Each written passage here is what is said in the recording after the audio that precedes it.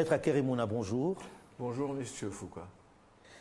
Monsieur Joshua Ozi, bonjour. Bonjour. Monsieur Libi, bonjour. Bonjour, Monsieur Alain Foucault.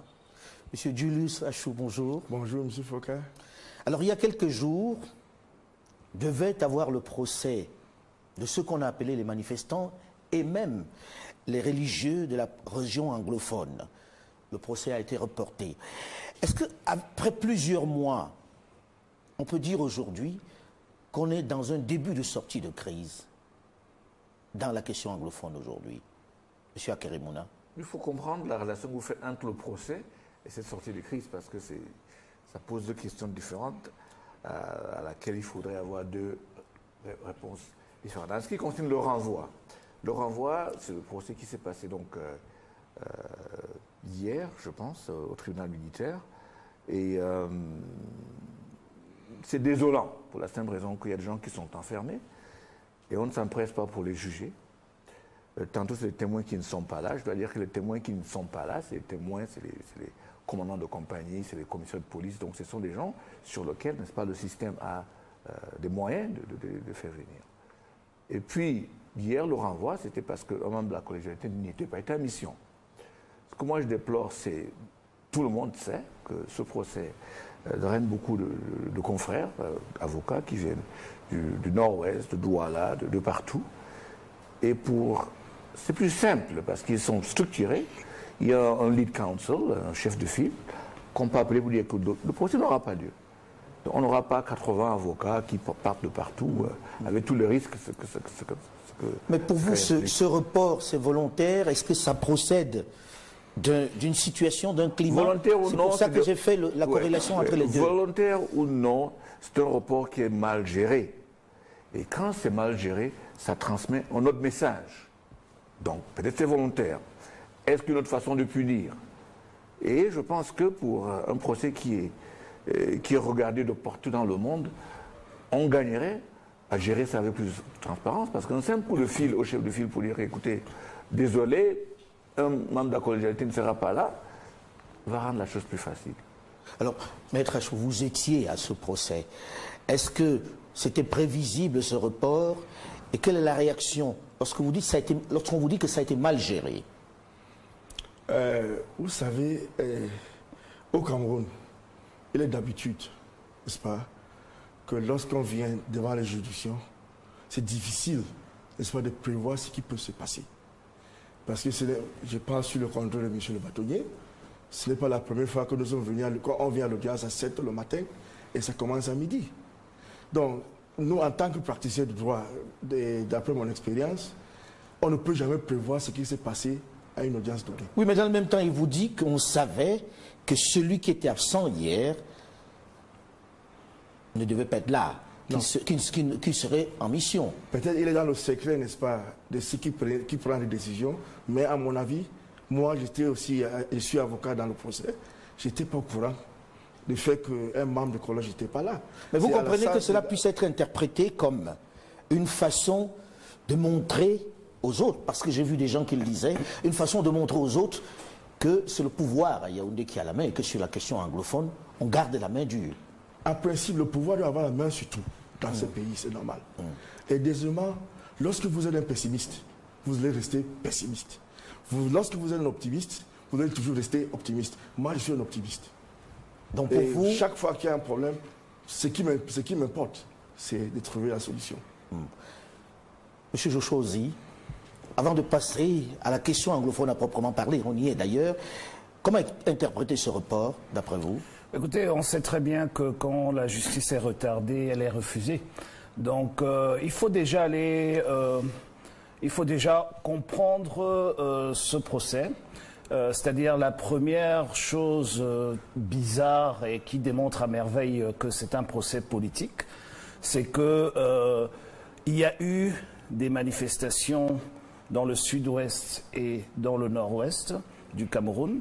Et par la suite, des gens ont été enlevés chez eux, pas sur la voie publique, mais chez eux, dans leur domicile, à des heures où normalement les interventions n'ont pas le droit, d'après le droit, on n'a pas le droit d'aller intervenir dans les domiciles privés à ces heures-là. Et ces gens ont été enlevés et transportés mano militari vers les geôles de Yaoundé. Il faut comprendre qu'au Cameroun, ils ont été traduits devant le tribunal militaire. Il faut comprendre qu'au Cameroun, les tribunaux militaires existent dans toutes les régions. Donc il y avait une juridiction qui avait la possibilité de les entendre chez eux. Mais pour des raisons de sécurité, à cette période-là, peut-être que cela s'explique. Nous sommes en pleine guerre contre Boko Haram. Et des terroristes, les vrais, cette fois-ci, qui tuent des milliers de gens dans l'extrême nord, sont jugés à Maroua.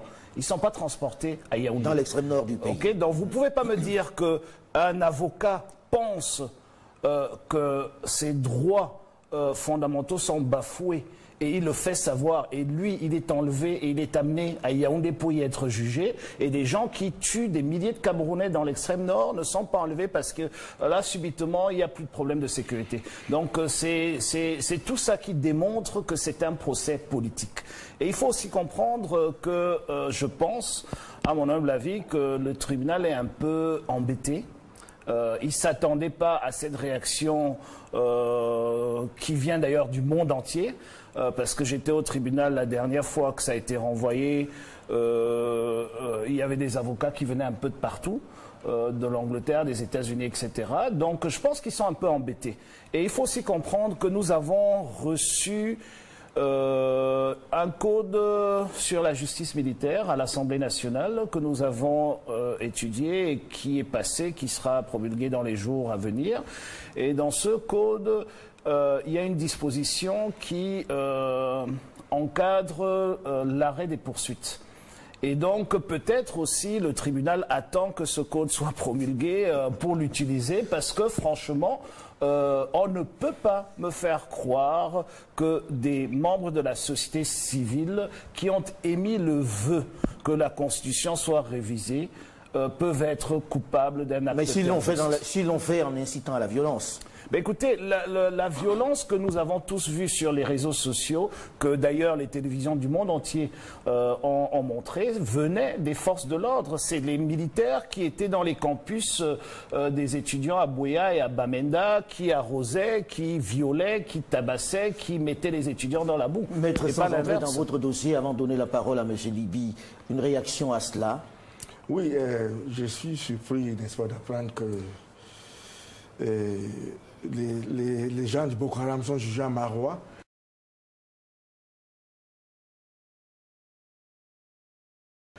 Rappeler à Monsieur le Président que au Cameroun, le tribunal militaire se trouve à Yaoundé. Les autres tribunaux qui se trouvent dans les régions sont des tribunaux d'exception. Donc, le tribunal peut décider, n'est-ce pas, de s'accaparer de tout dossier, n'est-ce pas, de n'importe quelle juridiction du tribunal militaire ici au Cameroun, parce que c'est prévu par la loi. Vous savez, quand on parle de violence, sans entrer dans mon dossier, je pense que le moment venu, le public, n'est-ce pas, va comprendre ce qui s'est réellement passé en ce qui concerne la violence. Mais il faut noter qu'il y a des gens qui ont trouvé leurs droits bafoués, n'est-ce pas, par des individus. Vous en êtes le défenseur, en gros, de ceux qui estiment que leurs droits ont été bafoués pendant ces mouvements-là. Effectivement, c'est ces gens que je dis, certaines victimes. Je suis pas l'avocat de l'État, je défends certaines victimes qui estiment que leurs droits ont été bafoués. Monsieur Libi. Ben écoutez, je pars toujours du postulat chaque fois que nous évoquons les questions d'ordre judiciaire, que nous sommes dans un état de droit. C'est un état de droit, c'est un état régi par la loi. Et je pense que la justice militaire est régie au Cameroun par une loi que j'ai lue. Et j'apprends ici qu'il y a une disposition là-dedans qui a dû m'échapper. C'est que les tribunaux militaires des régions sont des tribunaux d'exception. Parce que j'ai plutôt l'impression que c'est bien l'inverse, qu'il y a encore, en tout cas dans la loi que moi j'ai lue, mais souvent on m'accuse de lire les lois photocopiées. Donc, il me semble avoir clairement lu dans cette loi que pour délocaliser d'ailleurs un procès militaire, il faut que ça se fasse dans des conditions d'état d'exception ou d'état d'urgence. Donc, dans le cas précis de ces personnes arrêtées à Bamenda qui sont jugées à Yaoundé, il lui fallut que le président de la République décréta l'état d'urgence ou l'état d'exception pour qu'ils fussent transférés à Yaoundé. C'est ce que dit la loi. Donc, on ne peut pas passer rapidement sur cette question. Et moi, ça m'avait intrigué lorsque j'avais lu la loi et j'ai consulté des avocats qui m'ont confirmé qu'effectivement, les raisons qui avaient été données pour ce transfèrement ou ce transfert, c'était des questions de sécurité, comme vous avez dit tout à l'heure. Et puis, il y avait aussi la question même de la langue, qui relève de la logique. Pour des personnes qui parlent anglais, alors qu'il y a un tribunal dans leur région d'origine où on parle anglais, vous les amenez à Yaoundé. Est-ce que ça n'exacerbe même pas la crise? Puisque l'une des raisons pour laquelle il y a une crise anglophone au Cameroun, il y a la question linguistique. Alors là encore, vous venez juger des anglophones à Yaoundé où le français est dominant. Ça pose quand même problème. L'autre question qu'il faut poser dans cette affaire, c'est que de quoi au juste? Pourquoi au juste on poursuit ces personnes? Tout à fait. Bon, évidemment, je ne voudrais pas qu'on m'accuse de commentaires tendancieux parce que c'est en cours. Mais bon, comme je suis juriste dans une vie vous êtes parallèle... coutumier du fait. Oui, en quelque sorte aussi. Mais bon, je me pose quand même une question simple. En fait, comme tout citoyen camerounais, quand j'apprends qu'on a arrêté des gens, c'est normal quand il y a eu une crise, des débordements, des gens ont cassé, c'est normal qu'on arrête des gens. Donc quand vous êtes au tribunal, la première question que je pose, c'est que de quoi? Qu'est-ce qu'on vous reproche? Pourquoi vous êtes poursuivi? En matière infractionnelle, il y a 3 éléments, en fait, 2 qui sont fondamentaux, l'élément matériel et l'élément intentionnel. Dans leur cas, ceux qui sont au tribunal, quel est l'élément matériel qui est retenu contre M. Agbobala, par exemple? C'est-à-dire, j'attends toujours aujourd'hui qu'on me dise, parce qu'on a égrené un certain nombre d'infractions simplement parce que ça figure dans le code pénal ou dans la loi qui institue, en fait, je ne sais plus, la loi qui lutte contre le terrorisme. Attentat de ceci, atteinte à ceci, atteinte à cela. Mais quels sont les éléments matériels sur lesquels ça repose? Et bien en vérifiant, je me suis rendu compte qu'il y a un autre dysfonctionnement. En matière de justice militaire au Cameroun, mais on n'en parle pas suffisamment. C'est qu'en la matière, le commissaire du gouvernement, qui est un peu le procureur du tribunal militaire, n'a pas obligation d'expliciter les charges qu'il a retenues contre... Et c'est dans la loi. C'est-à-dire qu'on est en fait dans un système, et on ne le dit pas suffisamment, où un commissaire du gouvernement, puisque le représentant de l'État, peut décider de vous condamner sans dire exactement pourquoi il vous condamne. Plus en matière judiciaire, et c'est un basique, je parle sur le contrôle des avocats. Lorsque vous m'accusez d'une chose, il faut que vous m'informiez. Comment je le sais? Parce que moi, j'ai saisi les avocats des personnes qui sont poursuivies. Je leur ai dit, demandez, dites-moi au juste. Vous allez au tribunal tous les jours. Est-ce que vous avez déjà pris connaissance de ce qu'on reproche aux personnes que les vous chefs défendez? d'accusation. Ils m'ont dit non. On ne sait toujours pas. Nous-mêmes, nous attendons. Je dis, mais comment ça se fait? Il me dit, mais Cabral, tu aurais dû lire la loi beaucoup plus précautionneusement. C'est que, précautionneusement, c'est que il y a cet élément. Et lorsqu'on adoptait cette loi antiterroriste, on avait beau crier. On nous a dit que nous étions pour Boko Haram. Voilà ça qui s'applique aujourd'hui. C'est que le commissaire du gouvernement n'a aucune obligation légale de nous dire ce qu'il reproche à nos clients. Monsieur Achou, Non. lorsqu'on écoute ça... Monsieur Libi, je pense qu'il est aussi juriste. Le commissaire du gouvernement ne condamne jamais personne. Le commissaire du gouvernement n'est que comme un avocat de l'État dans un procès. Il y a des juges qui peuvent prendre ces décisions pour condamner qui que ce soit. Vous savez, les lois sont votées par l'Assemblée. Donc, mon président, que je respecte beaucoup, n'est-ce pas, il participe.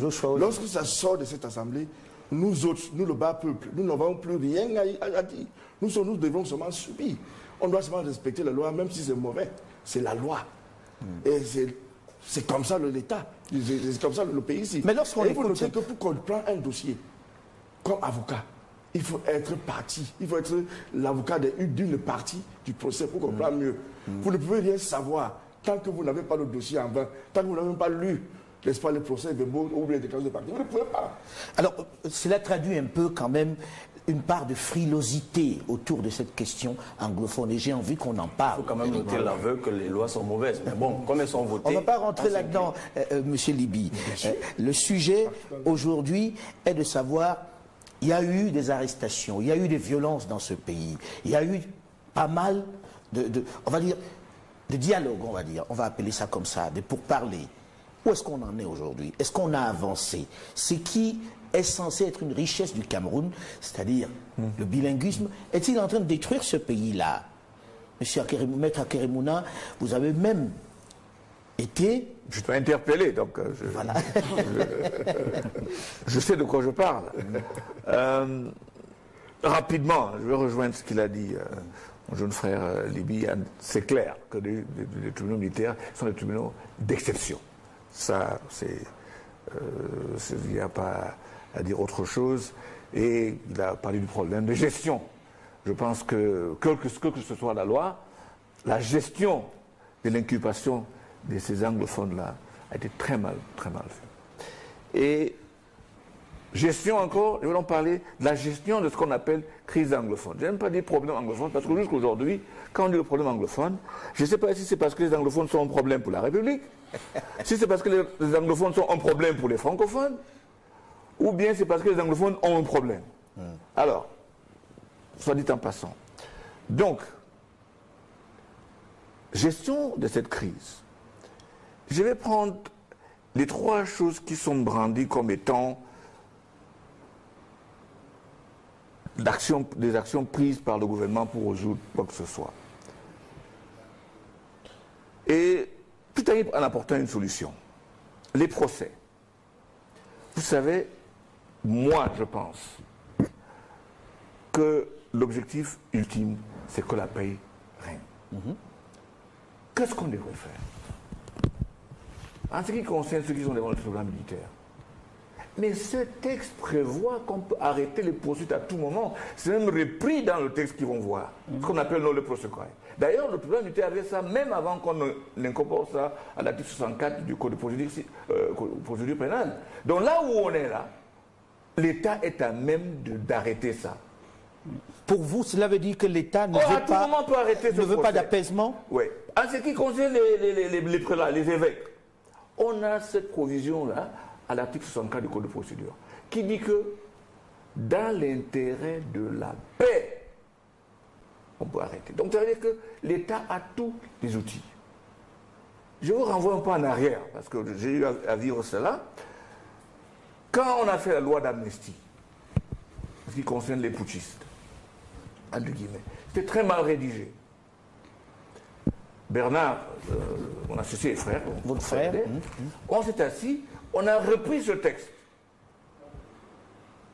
Et on l'a envoyé au secrétaire général de la présidence, M. Sadou Ayatou. Notre version a été envoyée à l'Assemblée et a été votée, d'où dans l'amnistie.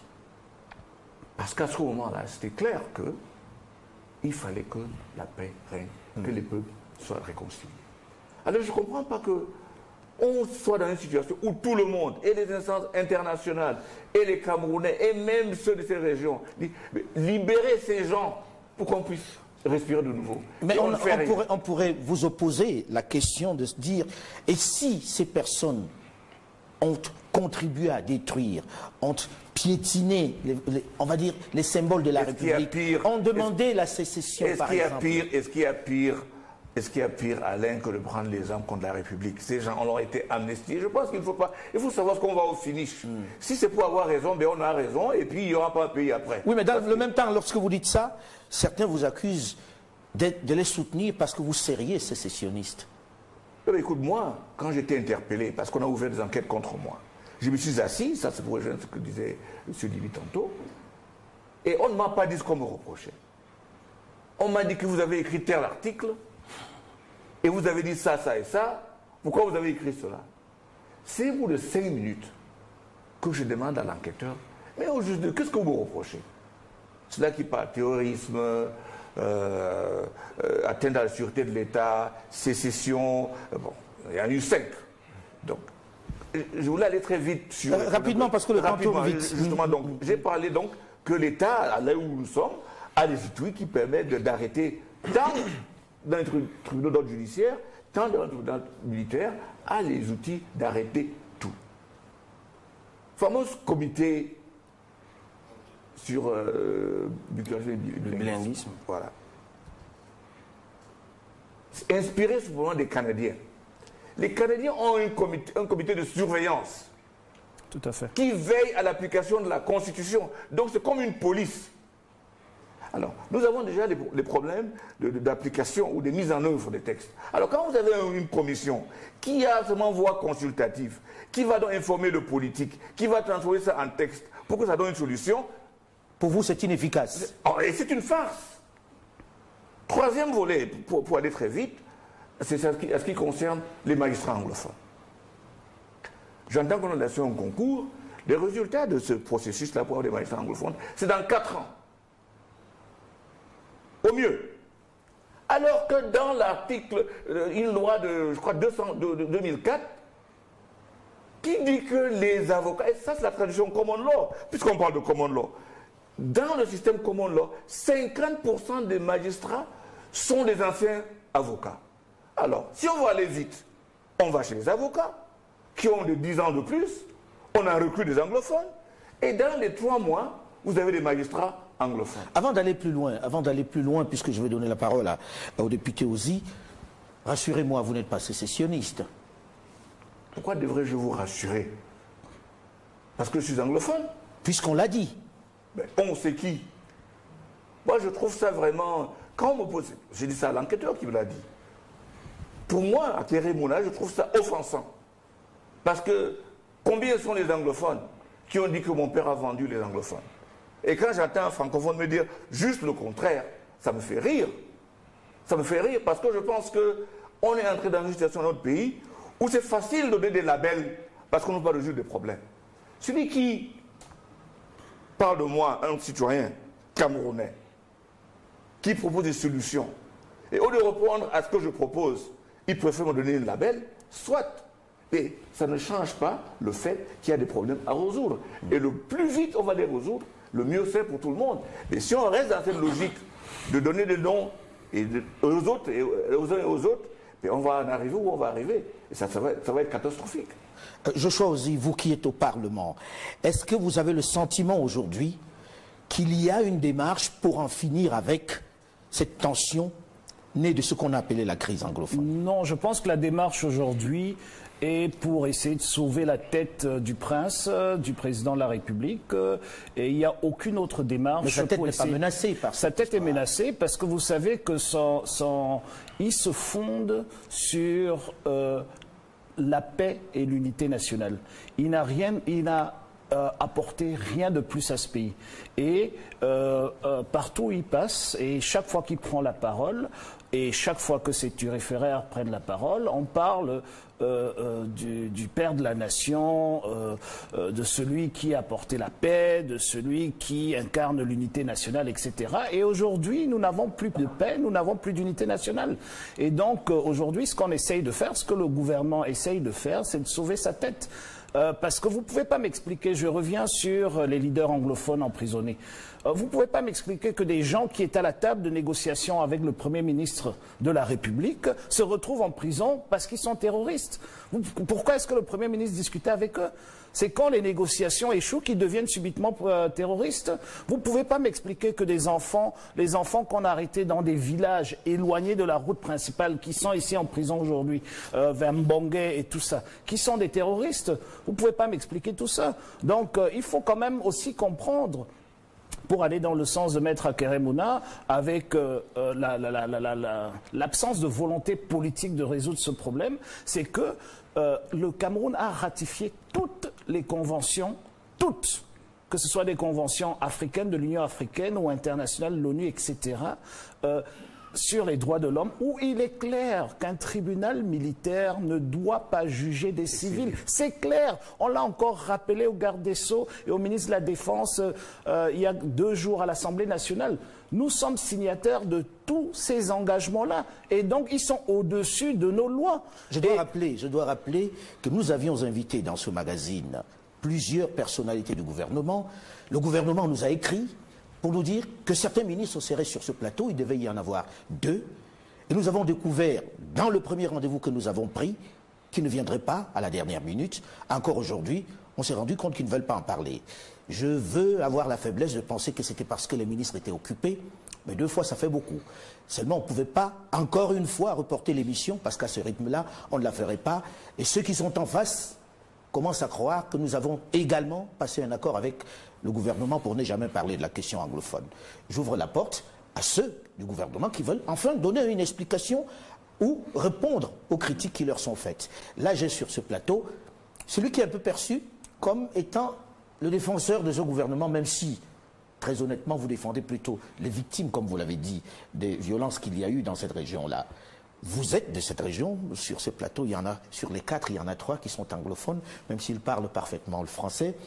Avez-vous le sentiment, vous, en tant qu'anglophone, là vous sortez de la peau du défenseur des victimes, que ce gouvernement aujourd'hui fait des efforts pour amener la paix et pour faire de cet avantage camerounais, le bilinguisme, un vrai avantage, pas un handicap? Ça dit, depuis ma bord, il faut qu'on accepte que ce n'est pas le gouvernement qui est la cause génératrice de ce problème. Ce problème sort du fait que les avocats ont décidé de ne pas aller aux audiences et les enseignants ont décidé, n'est-ce pas, de ne pas aller enseigner les enfants. Et les écoles ont fermé leurs portes. Pour de bonnes raisons ou pas? Non, pour de bonnes raisons ou pas. Donc il faut noter que cette violence ou bien cette atmosphère n'a pas été créée par le gouvernement. Car cela ne tient. Oui, mais qu'il le fasse, c'était pour des bonnes raisons ou pas? Non, je ne veux pas juger, parce qu'au Cameroun, chacun a le droit de dire ce qu'il pense et de faire ce qu'il veut conformément à la loi. Ah, c'est pas ce qui interpelle par le CED, hein? Justement, on s'est interpellé parce que moi, je suis maître Atou. C'est maître Atou qui parle. Au Cameroun, chacun a le droit de penser ce qu'il pense et dire ce qu'il veut. Mais comme ça, conformément à la loi. Ne dépense pas, n'est-ce pas, votre nez. Vous savez, ce n'est pas le gouvernement qui a causé le problème de cette crise. Mais quand je regarde du côté du gouvernement, qu'est-ce que le gouvernement a déjà fait? Je constate que, disons, 3 cas de revendication, n'est-ce pas, de ceux qui ont causé cette crise, ce n'est pas une crise en tant que telle, cette atmosphère incompréhensible. 3 cas ont été, n'est-ce pas, réglés par le gouvernement. C'est réglé? Oui, 3 cas. Lesquels confrères? Par exemple, on a muté la plupart des enseignants francophones qui se trouvent dans la zone anglophone, qui ne comprenaient même pas l'anglais. On a également fait buter les magistrats, n'est-ce pas, qui ne comprenaient pas le common law. On les a enlevés, n'est-ce pas, la plupart, n'est-ce pas, dans la zone anglophone. Ils sont en train de vouloir créer, n'est-ce pas, le common law bench à la Cour suprême. Ils sont en train de vouloir, n'est-ce pas, instaurer, n'est-ce pas, le système de common law à l'ENAM. Donc moi, j'estime que... L'ENAM qui est l'École nationale d'administration de la magistrature. Oui. Le problème, c'est dans la crise, malgré tout ça, n'est-ce pas, cette atmosphère incompréhensible existe. Parce que les enfants qui n'ont rien fait ne vont pas à l'école. Parler des enfants de la zone anglophone. Les hommes d'affaires qui vont au marché, il y a des jours, on dit ville morte, ils n'en vont pas s'occuper de leurs activités. Et ce n'est pas du fait du gouvernement. Et il faut qu'on dise les choses face à face. Moi, je suis parmi ceux qui ont dit non. Moi, je ne peux être jamais marginalisé. Parce qu'il y avait un problème de marginalisation des anglophones. Mais moi, je dis que pour moi, je suis Camerounais et je pense comme un Camerounais, pas comme un anglophone ou un francophone. Parce que j'ai constaté que lorsque vous pensez comme un anglophone, il y a un problème au Cameroun. Lorsque vous pensez seulement comme un francophone, il y a un problème au Cameroun. Mais lorsque vous pensez comme un Camerounais, dans votre tête, vous-même, vous allez tout faire pour régler le problème qui se pose. Et c'est comme ça que je vois la chose. Et je pense que c'est comme ça que le gouvernement est en train de regarder. Parce qu'on ne regarde pas sur la base des problèmes sectoriels. Parce qu'aujourd'hui, c'est les anglophones. Demain, ça peut être qui? Donc il faut qu'un certain nombre de problèmes soient réglés, n'est-ce pas, une fois et pour de bon. Alors, justement, dans la première émission que nous avons consacrée à cette crise, à cette question anglophone, vous disiez, Maître Keremouna, que c'était une question de gouvernance d'abord. Et je persiste. Alors, Monsieur Libi, avec le recul, est-ce une question anglophone ou une question de gouvernance? Je pense que c'est les deux. Je pense que c'est les deux parce que les anglophones sont une entité qui a une histoire. J'aime toujours rappeler qu'eux, ils ont eu le choix. Il n'y a pas eu de référendum en partie francophone. Eux, ils ont eu le choix à un moment d'appartenir au Cameroun que nous avons aujourd'hui ou pas. Et puis... C'est un autre débat, ça. Si vous voulez. Et puis, que vous le vouliez ou non, des personnes qui ont expérimenté le fédéralisme pendant 11 ans, c'est-à-dire de 61 à 72, et qui en sont sortis, ont tout à fait le droit de vous dire que lorsque nous faisons une comparaison entre la période où nous étions dans le fédéralisme et la période où nous nous trouvons maintenant, nous avons le sentiment que nous vivions mieux quand nous étions sur le fédéralisme. Et ça, c'est une étude comparative qui peut fonder une revendication visant à rentrer vers une période ou alors une structuration juridique, parce que simplement les gens estiment avec qu'ils une forte décentralisation. Le dire, c'est pas prendre parti, c'est scientifique, c'est une analyse. Deuxième chose, si vous le voulez, c'est peut-être une digression. Moi, je voulais dire à la suite de Maître Akeremouna que moi, je ne suis pas d'accord pour qu'on libère les gens avant de les avoir jugés. Parce qu'on est dans un état de droit. Quand vous avez arrêté des gens, s'ils sont convaincus d'infraction, vous les jugez. Ça veut dire que vous établissez la preuve de ce qu'ils ont commis une infraction. Maintenant, le président de la République dispose du droit de grâce. S'il veut être clément, il est clément après le jugement. Parce que moi, je trouverais très facile que vous arrêtiez des gens, que vous n'arriviez pas à prouver pourquoi vous les avez arrêtés, et puis tout de go, vous les libérez. Je trouve ça trop facile. Que ceux qui sont des criminels, des sécessionnistes, des terroristes, qu'ils soient convaincus comme étant des terroristes, qu'on les extirpe de la place publique et qu'on libère ceux-là qui ne sont convaincus de rien. On va en parler dans la seconde partie. Avec ta permission, il faudrait... J'ai demandé l'application des textes, parce que ce n'est pas moi qui ai inventé. Les procès c'est dans le texte qui permet de faire l'arrêt de poursuite. Non, je ne remettais pas en cause le texte. Oui. Non, donc c'est dans le texte. On est dans un contexte où et les organisations internationales et les gens réclament cela pour que nous puissions évoluer. Alors, dans la première partie, nous avons évoqué surtout les questions des arrestations, de justice, dans cette question anglophone. J'ai envie dans cette seconde partie que l'on évolue et qu'on parle des solutions. Beaucoup de solutions, parce que c'est un avantage d'avoir un pays où on parle les deux langues. Je suis heureux sur ce plateau, on a parlé tous français, mais si on avait changé les langues et on avait parlé en anglais, ce serait toujours d'aussi bonne facture, ce qui est un réel avantage. Et c'est pour cela que la plupart ici, je ne pense pas que sur ce plateau il y ait des sécessionnistes. Quelle est la solution pour avancer dans cette question anglophone ou de gouvernance? Chacun appellera ça comme il voudra. J'ai envie de commencer par M. Liby, qui a terminé la première partie, que j'ai dû interrompre. Oui, alors là, vous me permettez peut-être d'achever. Rapidement, très rapidement. Non, ce que je voulais dire, c'est que je suis absolument d'accord avec vous, maître, lorsque vous dites qu'il y a un certain nombre de choses qui ont été faites. Mais partons d'un constat. Qu'est-ce qui a exacerbé la crise? C'est le gouvernement. Vous êtes avocat. Lorsque les avocats se lèvent un matin, formulent des revendications une fois, deux fois, trois fois, quatre fois, je ne sais pas, une infinité de fois, et exerçant leur droit de gréver, s'habillent en robe noire, décident de marcher pacifiquement dans la rue. Vous venez les bastonner comme de vulgaires bandits, vous les traînez dans la boue, et puis vous dites qu'ils sont des terroristes. Alors que 4 mois seulement plus tard, on les a bastonnés en novembre, et curieusement, en avril, tout ce que vous venez de citer, maître, c'est bien ce que les avocats revendiquaient en novembre lorsqu'ils ont marché. Vous les bastonnez quand même entre-temps, vous les jetez en prison, et 4 mois plus tard, vous vous arrogez les solutions, puisque vous parlez de solutions, et vous voulez nous dire que vous voulez la paix. Non, c'est le gouvernement qui l'a fait. Si vous voulez, on aborde la même question du point de vue des revendications des enseignants. Qu'est-ce qui s'est passé avec les enseignants? C'est qu'ils ont pendant longtemps revendiqué, pour le cas de l'enseignement supérieur d'ailleurs, que je connais mieux, au moins 1 an avant la crise, en tout cas l'exacerbation de la crise, des comités de suivi se tenaient au ministère de l'enseignement supérieur. Des résolutions avaient même été trouvées. Ces résolutions avaient même été validées par les deux parties, c'est-à-dire l'administration et les représentants des syndicats anglophones. Ça avait été transféré au premier ministère où c'est resté dans les tiroirs pendant 1 an, jusqu'à ce que les enseignants expriment leur ras-le-bol et puis commencent à manifester. Donc, quel que soit le bout par lequel vous prenez cette histoire, c'est notre immobilisme, notre inertie, et l'inertie qu'il faut imputer au gouvernement actuel qui ont débouché sur cette crise. Maintenant, les solutions, si vous voulez, elles sont simples. Elles sont d'ordre corporatiste, elles sont d'ordre politique. Les solutions corporatistes, elles avaient été évoquées dans les discussions avec le consortium. C'est vrai, les discussions ont achoppé sur les revendications politiques, mais je pense que c'est là la solution. Il faut conjuguer les deux. On ne peut pas dissocier les revendications politiques des revendications corporatistes ou penser que la solution résiderait seulement à n'accorder d'attention qu'aux solutions corporatistes. Il y a des avancées sur ce point pour les enseignants, pour les magistrats, pour les avocats, il y a des avancées. Donc il y a des réelles avancées. Oui, mais aujourd'hui, regardons-nous en face et disons-nous la vérité. Où se trouve le problème? Moi, j'étais à Bamenda et j'ai été écœuré comme vous de voir que des enfants n'allaient pas à l'école. Monsieur Foka, ça, c'est une situation grave. Parce que moi, je pense que ces enfants qui vont faire 1 an sans aller à l'école, 2 ans sans aller à l'école, seront un problème politique encore plus tard. Moi, je plaide pour que les enfants rentrent à l'école. Mais pour que les enfants rentrent à l'école, ils sont obligés aujourd'hui de tenir compte aussi de ce que les parents de ces enfants disent. Parce que si les enfants ne vont pas à l'école, c'est parce que les parents les retiennent à la maison. Et parfois, les revendications de ces parents sont d'ordre politique. Moi, j'ai noté une chose, et ça, c'est un clin d'œil, si vous voulez, mais en réalité, c'est une tristesse aussi que j'exprime. J'ai noté, par exemple, à l'université de Bamenda, pendant que j'y étais, qu'on obligeait les francophones à composer en anglais.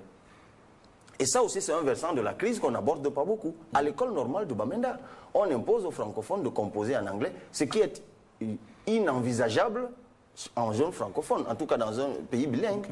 Ici, en zone francophone, les anglophones composent en anglais.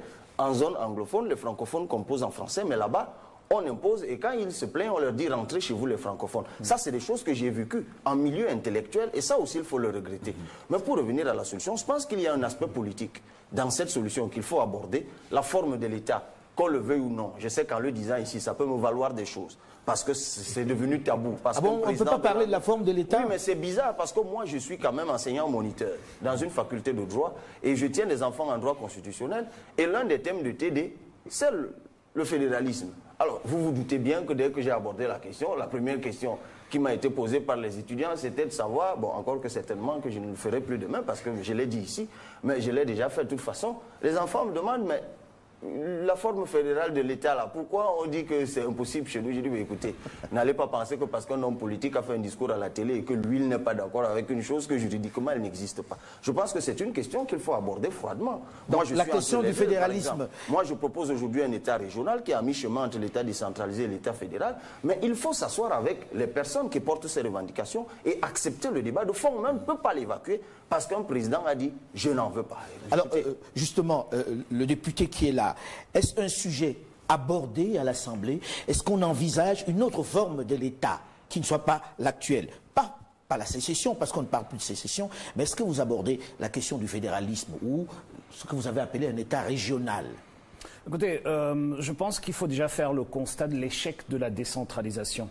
Et il faut voir que la décentralisation... Voilà, il faut voir que il faut comprendre que la décentralisation qui a été inscrite dans la Constitution de 1996, qui n'est toujours pas appliquée aujourd'hui, était un consensus politique par rapport à l'État unitaire central et au fédéralisme qui faisait la discussion pendant la tripartite. Donc l'échec de cette décentralisation, c'est-à-dire qu'on l'a même jamais véritablement entamée, démontre à merveille aujourd'hui que le pouvoir politique en place n'a pas envie de la dévolution des pouvoirs, qu'ils soient économiques, qu'ils soient politiques, etc. Il est très centralisé. La Constitution du Cameroun dit que le président de la République nomme à toutes les fonctions civiles et militaires, tout seul. Et c'est cette tradition hyper centralisée que l'entité politique qu'on appelle anglophone, parce que très souvent la CIMIL a une tribune, non. C'est un pays qui est venu rejoindre un autre pays et qui avait une tradition, une culture politique complètement décentralisée. Et c'est la nostalgie de cette décentralisation-là que les gens mettent au devant aujourd'hui. Et il faut comprendre, je vais aller plus loin, certes, il y a des avancées corporatistes et tout ça, mais le problème de fond, il est politique. Et il faut un débat sain autour de la forme. Mais est-ce que ce débat est ouvert à l'Assemblée? Non, il n'est pas ouvert, tout simplement parce qu'on a une majorité obèse du parti au pouvoir, et pour eux, c'est tabou. Mais parce dans que le la président de la majorité, République... comme vous dites, j'utilise vos termes, dans la majorité obèse dont vous parlez, il y a des anglophones. Je vais vous dire quelque chose qui m'attriste énormément. Un député de mon parti a pris la parole sur ce sujet et il a eu le lendemain un mandat d'arrêt. Un député, alors qu'il est protégé par l'immunité parlementaire. Il a eu un mandat d'arrêt. Il est dans le même mandat d'arrêt que le juge de la Cour suprême, Ayapol, qui est en prison aujourd'hui. Ah oui. Il est dans le même mandat d'arrêt. Donc, il faut comprendre que mais sous quel chef d'accusation? J'ai envie de comprendre. Un député qui évoque cette question. Vous me rejoignez maintenant. Hein? À chaque fois, c'est ça la question. Qu'est-ce qu'on reproche juste aux gens qu'on arrive? Écoutez, il attend la procédure au tribunal. Mais au trou. Mais c'est En attendant. les lois qu'ils ont votées. Ah oui, d'accord. Vous nous en train d'appliquer. Ah, d'accord.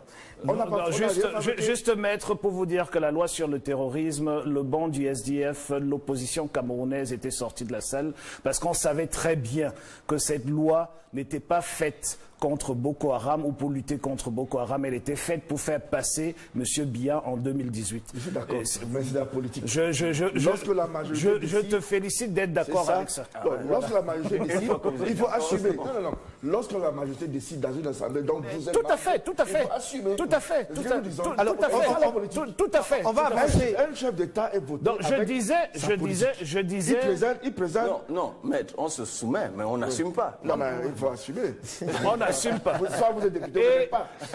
Non, Et je disais donc que le problème, il est éminemment politique, il est uniquement politique. Et dans ce problème politique, il y a d'abord un préalable, celui du contentieux historique de ce pays, qu'il faut d'abord vider pour pouvoir se parler les yeux dans les yeux. Donc concrètement, ça se manifestera comment?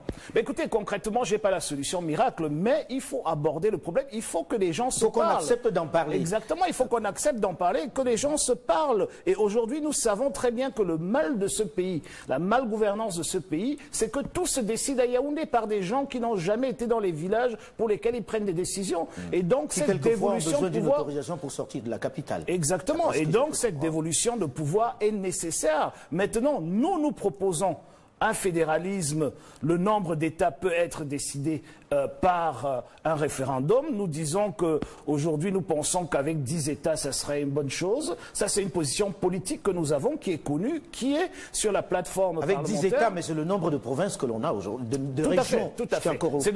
C'est de transformer les régions, c'est de donner une autonomie économique et politique à ces régions-là, aujourd'hui qui souffrent du fait que tous ceux qui y travaillent sont nommés par décret et donc ils ne répondent pas aux populations, au peuple, ils répondent plutôt à celui qui les nomme, le président de la République. Et c'est pour cela que nous avons ce sous-développement omniprésent dans nos régions.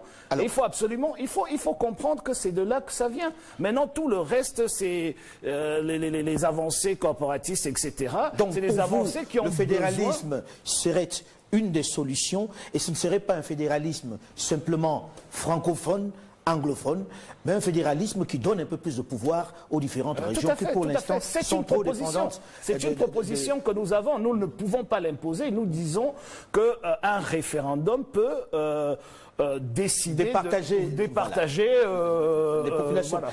Alors, c'est votre point de vue, Maître Akerimuna. Justement, écoutez là. Vous qui avez été fils de vice-président de ce pays, qui est celui qui a contribué à l'unification des deux Cameroun. Aujourd'hui, vous seriez pour un retour au fédéralisme? Moi, je pense que parler de la forme de l'État, il faut d'abord voir ce qui ne va pas. Et c'est cela, et j'avais parlé la dernière fois du problème de gouvernance. Et on est en face d'un État qui est dans le déni total. Tout à fait. Et qui fait une chose, qui pense que les problèmes politiques peuvent se résoudre par des textes, mais fait juste le contraire. Cet État que nous avons n'a aucune volonté de dévolution de pouvoir. L'histoire le démontre. Aucune volonté. Ces textes sont de 1996. Ils sont pas... Qu'est-ce qu'on a fait? Le texte sur la décentralisation. Oui, justement. Mais en 2004, on sort un texte qui dit que les présidents des régions sont sous tutelle de gouverneurs nommés. Donc on revient à la case départ. Ça veut dire que il n'y a aucune volonté, même politique, quand vous regardez le parti au pouvoir de RDPC, eux-mêmes ont élu dans les sections, des présidents des sections, pour partir par la suite nommer des coordonnateurs des régions, dont les gens pas élus. Donc on est dans un État qui passe son temps à concentrer le pouvoir au centre. Et ça, en fait, c'est le trait typique de la mauvaise gouvernance. Il faut que tout se passe là. Et quand vous regardez le texte, le gouvernement est là pour quoi? En fait, pour gérer le budget, en fait, comme les préfets et les maires d'aujourd'hui. Donc, on est dans un pays, il y a une seule logique, c'est centralisé par un groupe d'oligarques que personne n'a élu. Parce qu'en fait, vous me dites, c'est bien, à l'Assemblée, à la rigueur, le président à la rigueur. Mais qui a élu le Premier ministre et les ministres? et les préfets, et les gouverneurs. Mais ce sont les gens qui ont le pouvoir. Qui ont le pouvoir. C'est eux qui ont et le tous les gens qui ont été élus, les conseillers, les maires, ils n'ont pas droit au chapitre. Donc, comment voulez-vous que nous ayons un État où le peuple puisse s'exprimer? Je vous l'ai dit. On a un État du gouvernement, par le gouvernement, et pour le gouvernement, ben écoute, le peuple, il peut attendre. J'aimerais juste démontrer ça, rapidement. Les spécificités camerounaises. Au Cameroun, nous votons pour nos conseillers municipaux qui nous donnent nos maires, mais qui n'ont aucun pouvoir. Parce que le maire dépend du sous-préfet. Du sous-préfet. Et dans les grandes villes, on a créé le poste de délégué de gouvernement qui est nommé par le président et qui gère le budget. Et les mairies, qu'est-ce qu'elles font? Elles gèrent à la limite l'hygiène et la salubrité, mais elles sont là pour les actes de mariage et de décès et de naissance. Donc voilà où nous en sommes. On nous a dit en 96 qu'on va instaurer la décentralisation au fur et à mesure. Aujourd'hui, il y a eu des textes qui ont été pris par le Premier ministre pour décentraliser par exemple l'éducation de base au niveau des communes, mais rien n'a suivi. Aujourd'hui encore, c'est le ministre qui nomme tous les responsables au niveau de l'éducation de base, etc. Il y a beaucoup d'autres sujets et c'est ça le mal-être, et c'est ça qui remonte le mal-être des populations qu'on revoit et qu'on voit dans les... Je déplore dans la crise encore anglophone. une fois l'absence des membres du gouvernement sur ce plateau qui nous avaient donné l'assurance qu'ils seraient là et qui finalement au dernier moment, pour des raisons que je ne m'explique pas, je refuse à penser qu'ils n'ont pas voulu venir parce qu'ils ne voulaient pas en parler ou parce que c'était un sujet tabou. J'espère que la prochaine fois ils viendront. Mais j'ai envie de demander, Maître Achou, quand vous entendez ceci, fédéralisme, votre père a été Premier ministre dans ce pays, est une des personnalités de ce pays qui est plutôt unie dans son esprit. Fédéralisme, vous l'acceptez ou pas? Monsieur Foka, vous savez, nous sommes en matière politique, n'est-ce pas? Un chef d'État et son gouvernement, et ses gens sont votés avec un programme. Je peux comprendre, SDF, ils sont en train de se battre, n'est-ce pas, pour prendre le pouvoir. Ils doivent toujours chercher ce qui est négatif dans un système. Un système politique n'est pas parfait. C'est possible qu'il peut y avoir des lacunes. C'est possible qu'il y ait des choses négatives. Mais dans le cas d'espèce. Mais il faut noter que chaque jour, n'est-ce pas, la politique essaie d'améliorer ce qui est mauvais. Le problème du gouvernement, c'est pour voir là où c'est mauvais et essayer dans les dispositions possibles. 20 ans durant, confrère. 20 ans durant. Il faut noter une chose. Il ne faut jamais blâmer seulement le gouvernement en ce qui concerne l'évolution de la Constitution. Parce que j'ai essayé de faire des recherches. Les intellectuels du Cameroun ont fait une erreur de ne pas participer à la politique. Ils ont laissé la politique entre les mains de certaines personnes qui ne comprennent pas beaucoup de grandes choses. Il y a eu, n'est-ce pas, une commission qui a été créée pour gérer la décentralisation. Le jour où vous allez participer à cette commission, vous allez constater que les maires et les conseillers qui viennent là ne parlent même pas. Ils laissent tout entre les mains des fonctionnaires. Qu'est-ce que vous espérez? Les fonctionnaires disent tout. On dit, bon, on signe, tout le monde signe. Et c'est ça le drame. C'est parce que nous n'avons pas les conseillers, les gens qui vont comprendre, n'est-ce pas, la politique, n'est-ce pas, dans les différents mairies. Non, on n'a pas eu, maître, s'il vous plaît, on n'a pas eu besoin d'une commission pour donner tous les pouvoirs à Paul Biya. Donc plaît, on n'a pas besoin d'une commission pour respecter la Paul Biya ne Constitution. participe pas à cette commission. C'est les gens comme vous et moi qui participent. C'est nous les Camerounais. Donc lui n'est pas Camerounais. Il n'est pas un extraterrestre. Il est Camerounais aussi, mais il ne participe pas. Ceux qui participent, j'ai constaté que les conseillers qui viennent, n'est-ce pas, ne parlent même pas. On laisse tout entre les mains des fonctionnaires, n'est-ce pas, qui pensent qu'ils connaissent tout. Mais est-ce qu'on leur a donné le moyen de parler? Bien sûr, bien sûr. Écoutez, il n'est nulle part prévu une commission pour appliquer la Constitution. La Constitution s'applique, un point, c'est tout. Donc je parle de la décentralisation, pas la Constitution. Mais ça vient en place. Mais la décentralisation... La décentralisation, c'est l'affaire des mairies.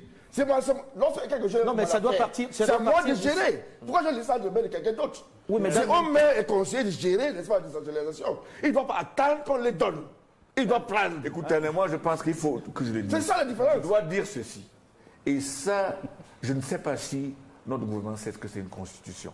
Parce que quand je vois les gens brandir le fer, qu'ils ont pu traduire un texte en anglais, j'étais un étranger, j'ai vu sur mon laptop qu'on fasse de la publicité, qu'on a traduit un texte de droit en anglais, ce qui relève de la Constitution, ça me fait...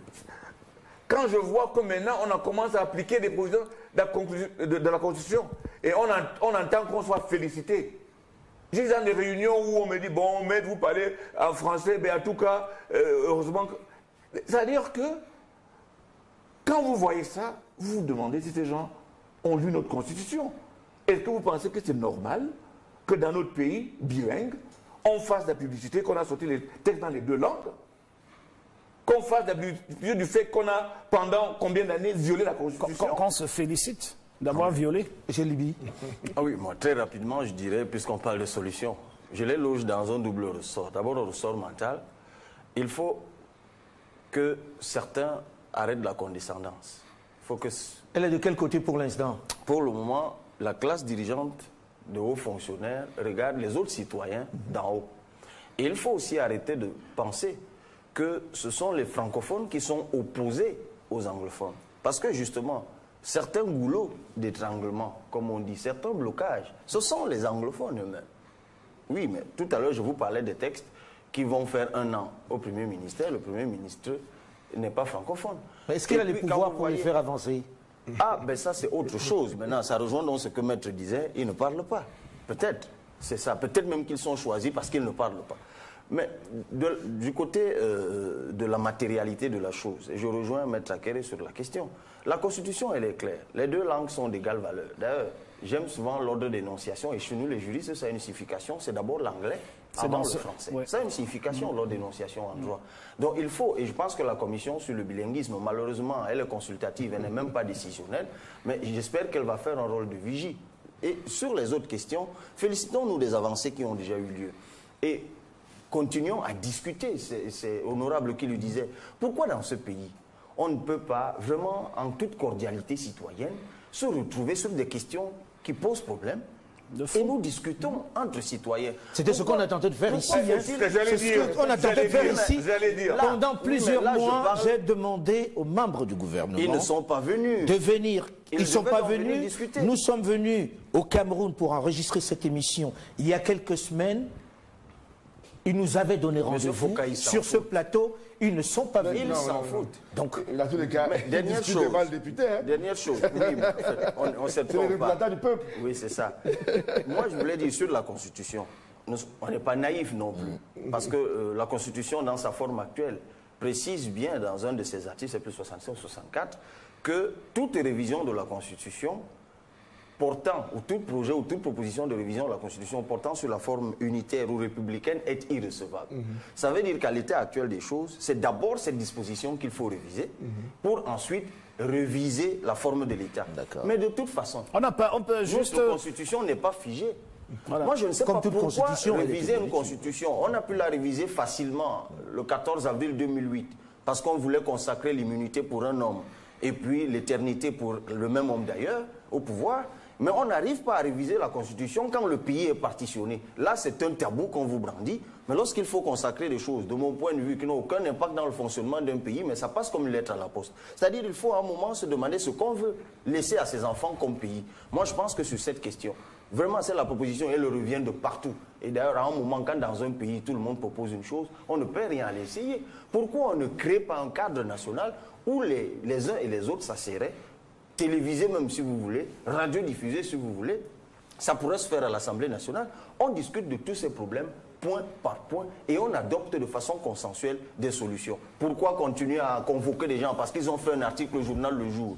Ah, rien ne dit que sortir d'ici ou après la diffusion de cette émission. Oui, mais moi on m'a déjà dit non, le président a dit ne parle plus de ça, ne parle plus de ça. Je dis mais oui, qui sont ceux qui viennent vous dire ça? Les journalistes qui ont été menacés. Des personnes, mais parfois des personnes de brillants intellectuels, hein, des personnes très respectables, qui viennent vous dire, écoute Cabral, tu es un gars, vraiment on t'écoute. On t'aime bien. Oui, on t'aime bien et on veut que tu vives longtemps. Quand le père a déjà dit une chose, vraiment il ne faut plus. Je dis, mais dites-moi, un bon père de famille, même le plus sévère du monde, et Dieu sait que le mien en a été, sévère. J'aimerais juste dire quelque chose, je suis tout à fait d'accord avec Cabral, mais juste une petite nuance. L'article dans la Constitution, je crois que c'est entre 61 et 64, 60, voilà, qui consacre la forme unitaire de l'État. Le fédéralisme ne désunit pas l'État. Au fait, l'union devient même plus forte. Okay, donc la forme de l'État n'attaque pas l'unité de l'État. Il ne s'agit pas de débattre sur la sécession d'une partie de ce pays, réduire la taille de ce pays ou de l'augmenter. Voilà ce que la Constitution dit. Donc si la forme de l'État, si on parle de la forme de l'État, on n'attaque pas la Constitution telle qu'elle est aujourd'hui. Et je crois que les constitutionnalistes et autres l'ont déjà démontré. Alors, on avait un article équivalent dans la Constitution de 1971 sur le fédéralisme. Voilà. Était même plus sévère en ce qui concerne ce qu'il faudrait pour changer la nature fédérale de l'État. Donc je pense qu'on sait ce qu'on fait avec les constitutions dans nos pays africains, on sait ce qu'on peut en faire et on sait à quoi ça sert. Donc je pense que, je pense que le bien-être du citoyen, c'est ce qu'il faut viser. Le gars qui meurt dans la pauvreté à l'Est, n'est-ce pas, ou le gars des Kribi qui se sent dépossédé, dans une constitution qui parle des autochtones, mais il faudrait voir. On a des problèmes sérieux qui sont en bas, qui sont en train de remonter, parce qu'on est dans un pays qui est complètement mal géré par une petite groupe d'oligarques qui ne pensent qu'à leur ventre. Tout à fait. Et c'est aussi simple que ça. Il y a une autre chose pour que je n'oublie pas. Moi, je ne veux pas faire le débat. Non, c'était pas un débat. L'interprétation du député authentique en droit, c'est vous qui votez les lois. Mais il y a autre chose, je pense qu'il faut préciser, et ça intéresse les dirigeants de ce pays. Je pense qu'il faut que Paul Biya lui-même revoie ses interlocuteurs anglophones. Et je pense que quand on rentre dans l'analyse politique de la question, il y a là aussi un problème. Et là aussi, on trouve peut-être la raison véritable pour laquelle, à un moment, on a tenu à casser le consortium. Parce que je crains que certains interlocuteurs du président Biya en zone anglophone, qui se faisaient passer pour des personnes indispensables et incontournables, ayant senti monter la légitimité des leaders du consortium, ayant senti le danger d'être à un moment débordés et peut-être que ces leaders leur avissent la vedette aux yeux de leur créateur à eux tous, eh bien, ils ont développé des stratagèmes pour effectivement les jeter en prison et restaurer leur légitimité. Et je pense que ça pose un problème réel aussi en zone anglophone. Je le dis pour y avoir séjourné. Ceux ici qui parlent... Il n'y a pas qu'en zone anglophone. Parlent en notre nom. Oui, mais je dis, puisqu'on parle de la crise anglophone, il y a ce problème. Et ailleurs même, c'est plus grave encore. C'est plus grave. C'est-à-dire que Boko Haram est arrivé, pourquoi? Comment ça, Boko Haram? Écoutez, j'aime la façon dont il parle, qu'il le dit puis y avoir séjourné. On dirait qu'il est dans un pays étranger. Tu vois? Non, quand vous pensez comme un francophone, vous trouvez beaucoup de mal. Quand vous pensez également comme un anglophone, vous trouvez beaucoup de mal. Mais quand on va commencer à penser comme Camerounais, on va seulement trouver des solutions. C'est ce que j'ai toujours dit.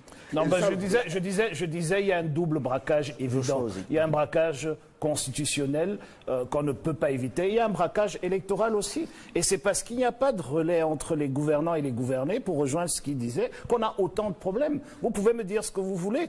Moi, je suis député de Voury Centre. Il n'y aura jamais...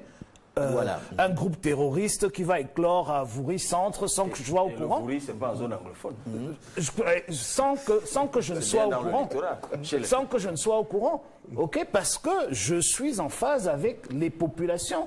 Et c'est parce que vous avez des gens qui sont mal élus, qui se prennent pour les représentants des peuples, mais qui sont passés par des élections, entre guillemets, nominations. Mais moi, j'en ai discuté avec...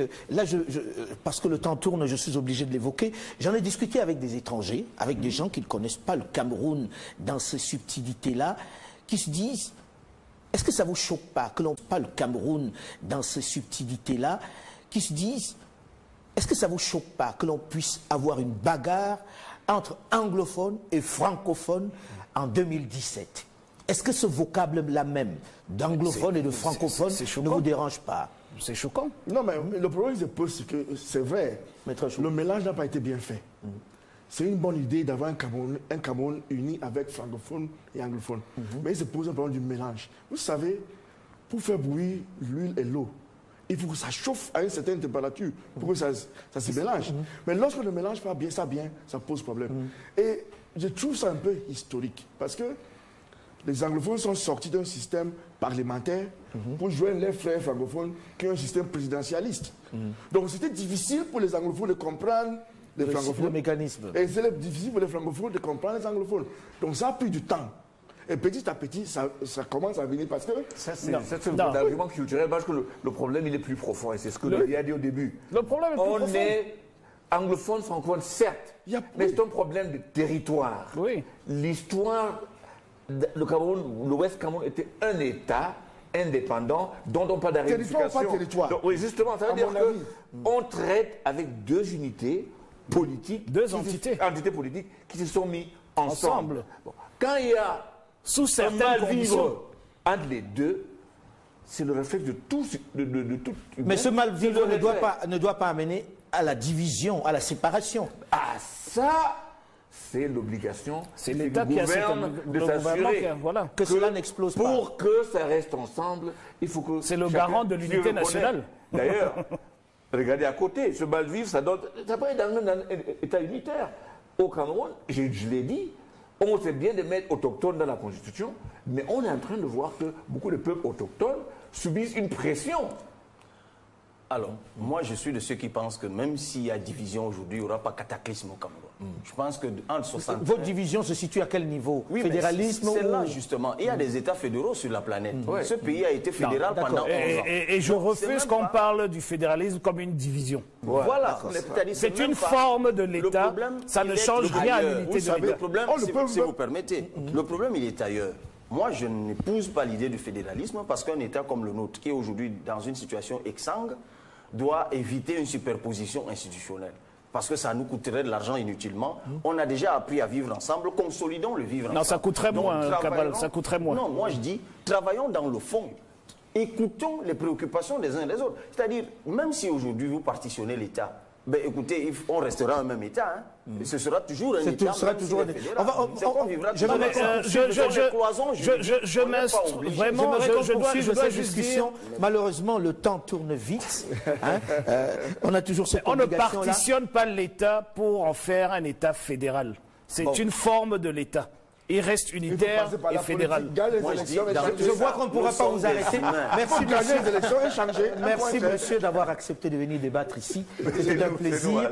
Nous, on reviendra pour continuer. Nos gouvernants vont apprendre votre leçon. On reviendra et on discutera toujours pour faire avancer les choses. Merci à vous d'avoir accepté de venir débattre. Le débat africain s'est terminé pour aujourd'hui. Nous vous donnons rendez-vous la semaine prochaine, même heure, même fréquence, pour un autre débat avec Olivier Raoul et Delphine Michaud qui sont restés à Paris ce coup-ci. À très vite. Restez à l'écoute.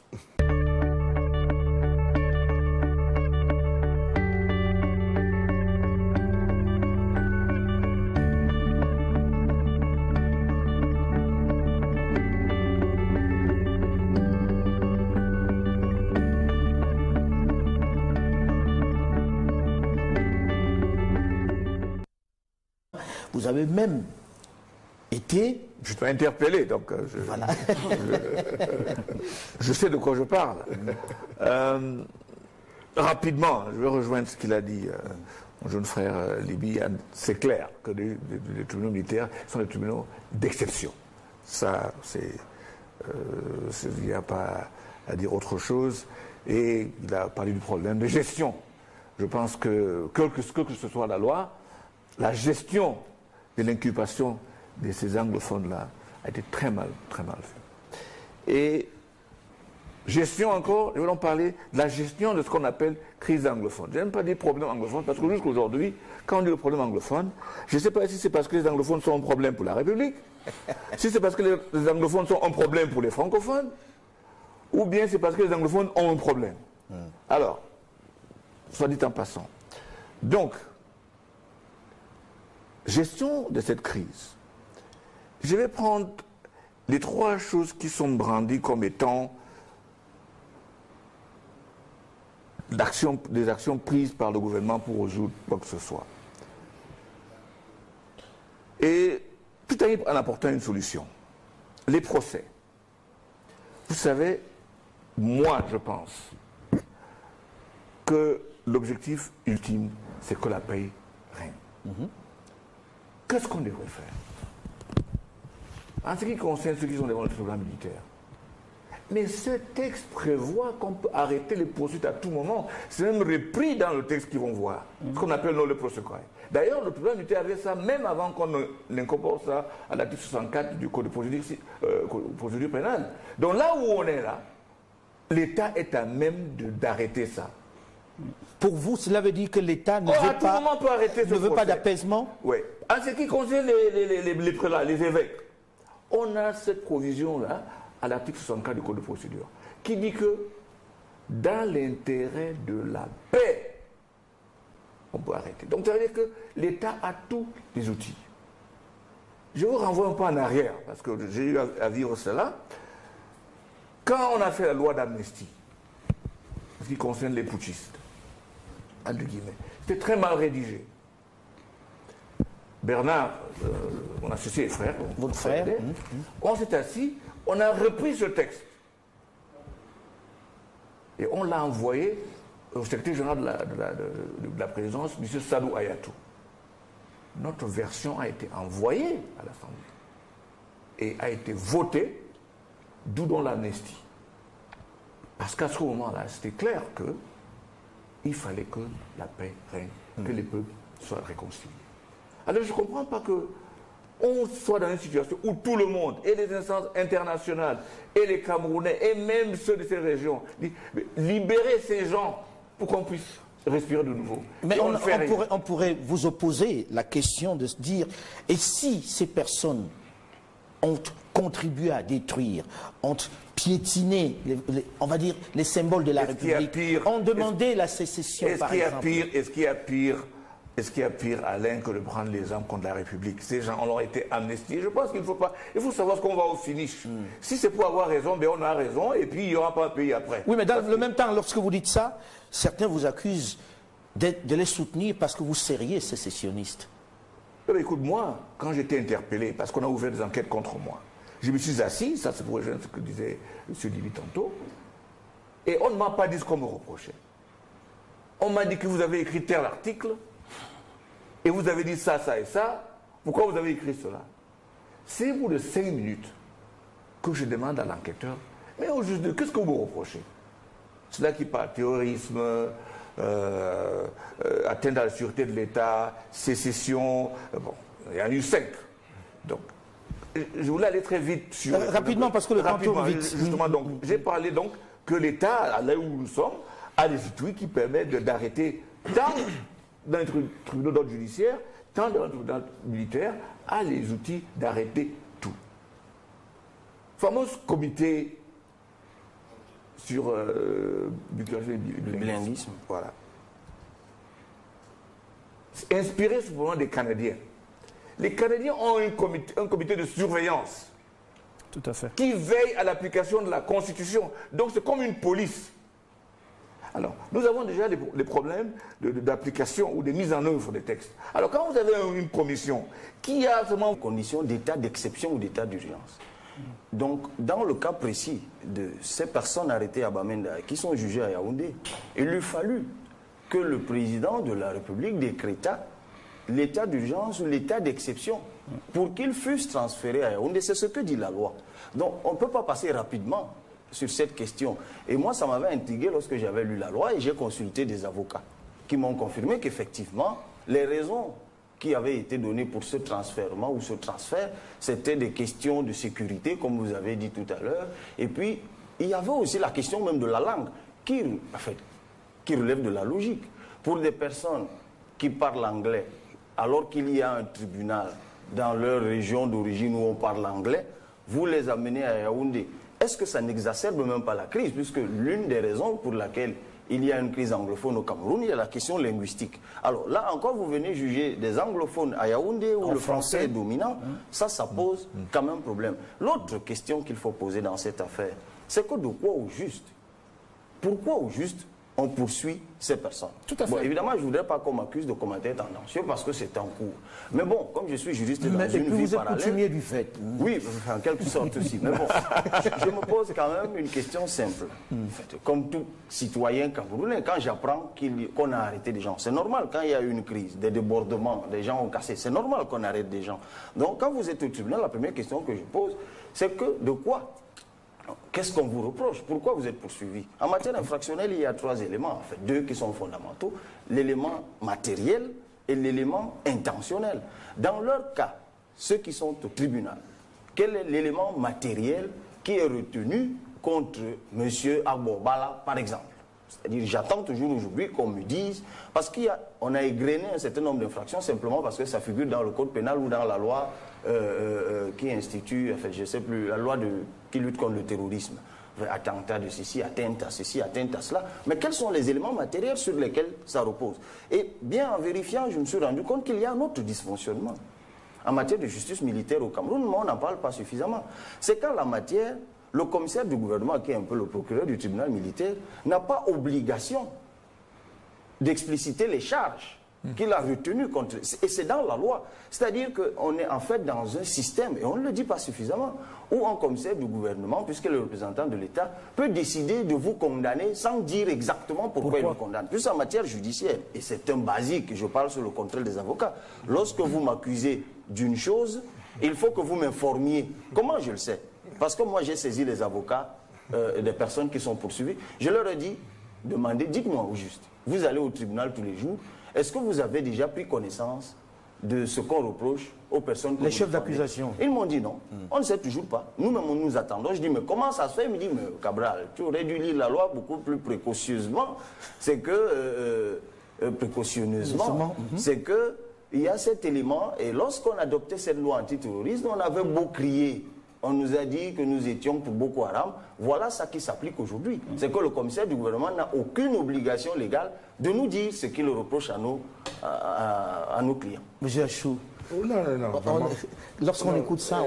Monsieur Libi, je pense qu'il est aussi juriste. Le commissaire du gouvernement ne condamne jamais personne.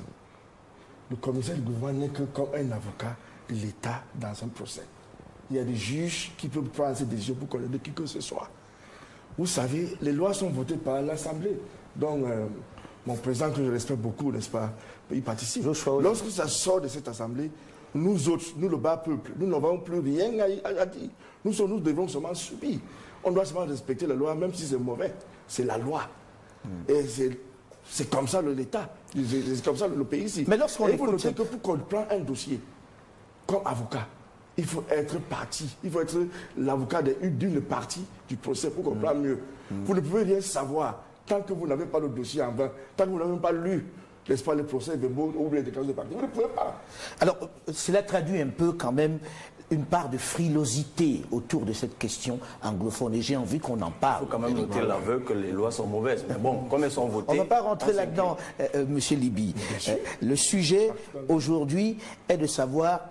Il y a eu des arrestations, il y a eu des violences dans ce pays, il y a eu pas mal on va dire, de dialogue, on va dire, on va appeler ça comme ça, de pourparlers. Où est-ce qu'on en est aujourd'hui? Est-ce qu'on a avancé? Ce qui est censé être une richesse du Cameroun, c'est-à-dire le bilinguisme, est-il en train de détruire ce pays-là? Monsieur Maître Akeremouna.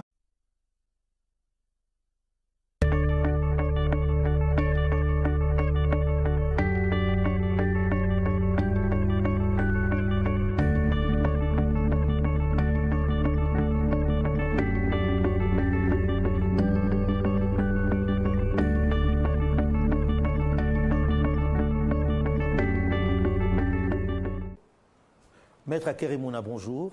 Bonjour, Monsieur Foucault. Monsieur Joshua Ozi, bonjour. Bonjour. Monsieur Libi, bonjour. Bonjour, Monsieur Alain Foucault.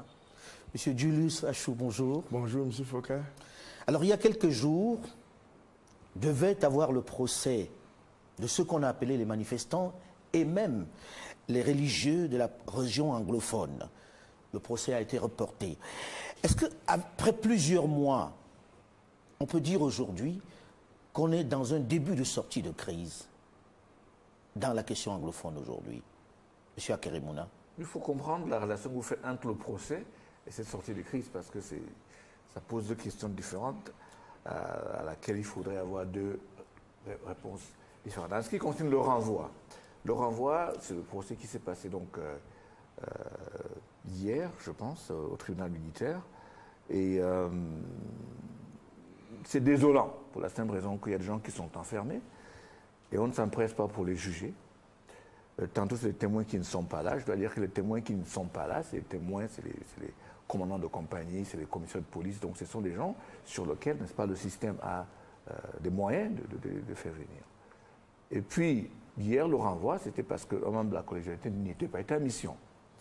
Ce que moi, je déplore, c'est tout le monde sait que ce procès draine beaucoup de confrères, avocats qui viennent du nord-ouest, de Douala, de partout. Et c'est plus simple parce qu'ils sont structurés. Il y a un lead counsel, un chef de file, qu'on peut appeler pour dire que le procès n'aura pas lieu. On n'aura pas 80 avocats qui partent de partout avec tous les risques que mais pour vous, ce report, c'est volontaire? Est-ce que ça procède d'une situation, d'un climat? Volontaire ou non, c'est pour ça que j'ai fait la corrélation entre les deux. Volontaire ou non, c'est un report qui est mal géré. Et quand c'est mal géré, ça transmet un autre message. Donc, peut-être c'est volontaire. Est-ce qu'une autre façon de punir? Et je pense que pour un procès qui est regardé de partout dans le monde, on gagnerait à gérer ça avec plus de transparence, parce qu'un simple coup de fil au chef de file pour dire, écoutez, désolé, un membre de la collégialité ne sera pas là, va rendre la chose plus facile. Alors, Maître Achou, vous étiez à ce procès. Est-ce que c'était prévisible ce report? Et quelle est la réaction lorsqu'on vous dit que ça a été mal géré? Vous savez, au Cameroun, il est d'habitude, n'est-ce pas, que lorsqu'on vient devant les juridictions, c'est difficile, n'est-ce pas, de prévoir ce qui peut se passer. Parce que je parle sur le contrôle de M. le bâtonnier, ce n'est pas la première fois que nous sommes venus, quand on vient à l'audience à 7 h le matin, et ça commence à midi.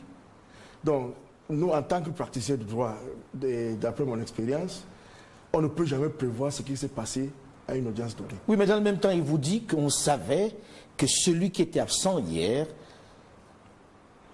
ne devait pas être là, qu'il serait en mission. Peut-être il est dans le secret, n'est-ce pas, de ceux qui prennent des décisions, mais à mon avis, moi, je suis avocat dans le procès, je n'étais pas au courant du fait qu'un membre de collège n'était pas là. Mais vous comprenez que cela puisse être interprété comme une façon de montrer aux autres, parce que j'ai vu des gens qui le disaient, une façon de montrer aux autres que c'est le pouvoir à Yaoundé qui a la main et que sur la question anglophone, on garde la main dure. En principe, le pouvoir doit avoir la main sur tout dans ce pays, c'est normal. Et deuxièmement, lorsque vous êtes un pessimiste, vous allez rester pessimiste. Lorsque vous êtes un optimiste, vous allez toujours rester optimiste. Moi, je suis un optimiste. Donc pour vous, chaque fois qu'il y a un problème, ce qui m'importe, c'est de trouver la solution. Monsieur Jochosi, avant de passer à la question anglophone à proprement parler, on y est d'ailleurs, comment interpréter ce report, d'après vous? Écoutez, on sait très bien que quand la justice est retardée, elle est refusée. Donc il faut déjà comprendre ce procès. C'est-à-dire la première chose bizarre et qui démontre à merveille que c'est un procès politique, c'est que il y a eu des manifestations dans le sud. Voix consultative, qui va donc informer le politique, qui va transformer ça en texte pour que ça donne une solution. Pour vous, c'est inefficace. Et c'est une farce. Troisième volet, pour aller très vite, c'est ce qui concerne les magistrats anglophones. J'entends qu'on a fait un concours. Les résultats de ce processus-là pour avoir des magistrats anglophones, c'est dans 4 ans. Au mieux. Alors que dans l'article, une loi de, je crois, de 2004, qui dit que les avocats, et ça c'est la tradition common law, puisqu'on parle de common law, dans le système common law, 50% des magistrats sont des anciens avocats. Alors, si on veut aller vite, on va chez les avocats, qui ont de 10 ans de plus, on a recruté des anglophones, et dans les 3 mois, vous avez des magistrats anglophones. Avant d'aller plus loin, puisque je vais donner la parole au député Ozi, rassurez-moi, vous n'êtes pas sécessionniste. Pourquoi devrais-je vous rassurer? Parce que je suis anglophone. Puisqu'on l'a dit. Mais on sait qui? Moi, je trouve ça vraiment... Quand on me pose... J'ai dit ça à l'enquêteur qui me l'a dit. Pour moi, à Thierry Mouna, je trouve ça offensant. Parce que combien sont les anglophones qui ont dit que mon père a vendu les anglophones? Et quand j'entends un francophone me dire juste le contraire, ça me fait rire. Ça me fait rire parce que je pense qu'on est entré dans une situation dans notre pays où c'est facile de donner des labels parce qu'on ne peut pas résoudre des problèmes.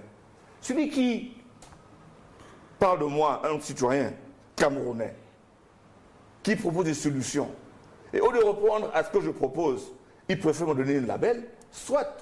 Mais ça ne change pas le fait qu'il y a des problèmes à résoudre. Et le plus vite on va les résoudre, le mieux c'est pour tout le monde. Mais si on reste dans cette logique de donner des noms aux autres et aux uns et aux autres, on va en arriver où on va arriver. Et ça va être catastrophique.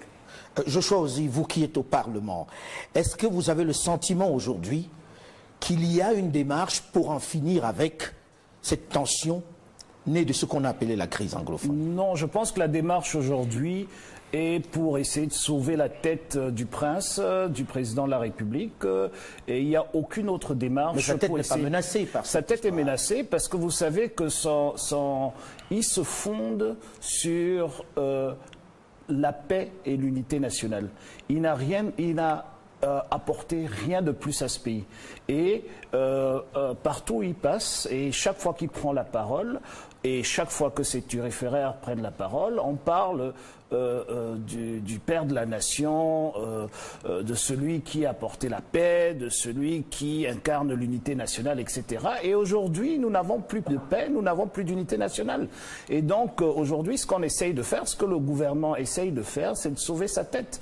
Parce que vous ne pouvez pas m'expliquer, je reviens sur les leaders anglophones emprisonnés, vous ne pouvez pas m'expliquer que des gens qui étaient à la table de négociation avec le Premier ministre de la République se retrouvent en prison parce qu'ils sont terroristes. Pourquoi est-ce que le Premier ministre discutait avec eux? C'est quand les négociations échouent qu'ils deviennent subitement terroristes. Vous ne pouvez pas m'expliquer que les enfants qu'on a arrêtés dans des villages éloignés de la route principale, qui sont ici en prison aujourd'hui, vers Mbongue et tout ça, qui sont des terroristes. Vous ne pouvez pas m'expliquer tout ça. Donc il faut quand même aussi comprendre, pour aller dans le sens de Maître Akeremouna, avec l'absence de volonté politique de résoudre ce problème, c'est que le Cameroun a ratifié toutes les conventions, toutes, que ce soit des conventions africaines, de l'Union africaine ou internationales, l'ONU, etc., sur les droits de l'homme, où il est clair qu'un tribunal militaire ne doit pas juger des civils. C'est clair. On l'a encore rappelé au garde des Sceaux et au ministre de la Défense il y a 2 jours à l'Assemblée nationale. Nous sommes signataires de tous ces engagements-là. Et donc, ils sont au-dessus de nos lois. Je dois rappeler que nous avions invité dans ce magazine plusieurs personnalités du gouvernement. Le gouvernement nous a écrit pour nous dire que certains ministres seraient sur ce plateau. Il devait y en avoir 2. Et nous avons découvert, dans le premier rendez-vous que nous avons pris, qu'ils ne viendraient pas à la dernière minute. Encore aujourd'hui, on s'est rendu compte qu'ils ne veulent pas en parler. Je veux avoir la faiblesse de penser que c'était parce que les ministres étaient occupés, mais 2 fois, ça fait beaucoup. Seulement, on ne pouvait pas, encore une fois, reporter l'émission, parce qu'à ce rythme-là, on ne la ferait pas. Et ceux qui sont en face commencent à croire que nous avons également passé un accord avec le gouvernement pour ne jamais parler de la question anglophone. J'ouvre la porte à ceux du gouvernement qui veulent enfin donner une explication ou répondre aux critiques qui leur sont faites. Là, j'ai sur ce plateau... Ouest et dans le nord-ouest du Cameroun. Et par la suite, des gens ont été enlevés chez eux, pas sur la voie publique, mais chez eux, dans leur domicile, à des heures où normalement les interventions n'ont pas le droit, d'après le droit... on n'a pas le droit d'aller intervenir dans les domiciles privés à ces heures-là. Et ces gens ont été enlevés et transportés, mano militari, vers les geôles de Yaoundé. Il faut comprendre qu'au Cameroun, ils ont été traduits devant le tribunal militaire. Il faut comprendre qu'au Cameroun, les tribunaux militaires existent dans toutes les régions. Donc il y avait une juridiction qui avait la possibilité de les entendre chez eux. Mais pour des raisons de sécurité, à cette période-là, peut-être que cela s'explique. Nous sommes en pleine guerre contre Boko Haram et des terroristes, les vrais, cette fois-ci, qui tuent des milliers de gens dans l'extrême nord, sont jugés à Maroua.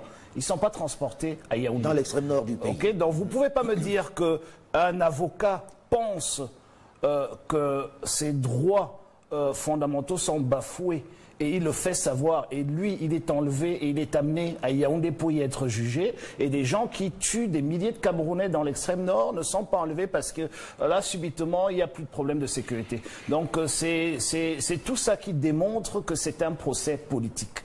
Et il faut aussi comprendre que je pense, à mon humble avis, que le tribunal est un peu embêté Ils ne s'attendaient pas à cette réaction qui vient d'ailleurs du monde entier, parce que j'étais au tribunal la dernière fois que ça a été renvoyé.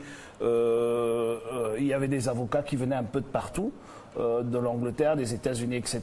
Donc je pense qu'ils sont un peu embêtés. Et il faut aussi comprendre que nous avons reçu un code sur la justice militaire à l'Assemblée nationale que nous avons étudié et qui est passé, qui sera promulgué dans les jours à venir.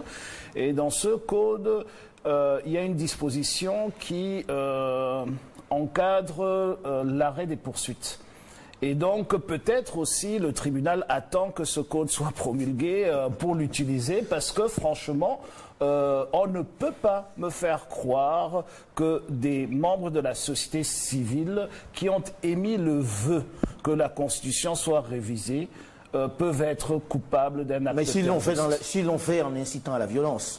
Ben écoutez, la violence que nous avons tous vue sur les réseaux sociaux, que d'ailleurs les télévisions du monde entier ont montré, venait des forces de l'ordre. C'est les militaires qui étaient dans les campus des étudiants à Buea et à Bamenda, qui arrosaient, qui violaient, qui tabassaient, qui mettaient les étudiants dans la boue. Maître, et sans pas entrer dans votre dossier, avant de donner la parole à M. Libi, une réaction à cela?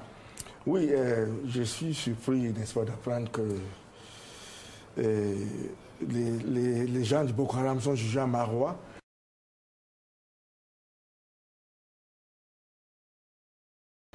Rappeler à Monsieur le Président que au Cameroun, le tribunal militaire se trouve à Yaoundé.